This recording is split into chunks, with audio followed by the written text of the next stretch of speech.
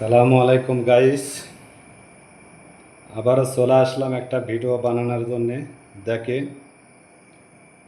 খাবার আয়োজন করেছি, একটা শসা কাটমো।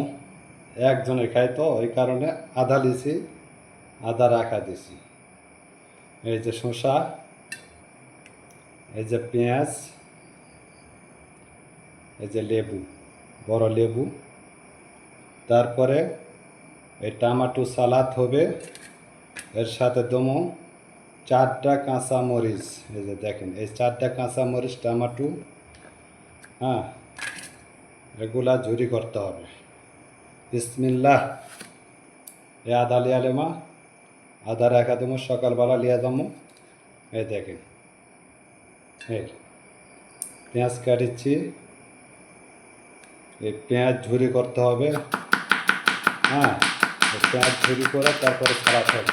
দেখেন, দেখছেন?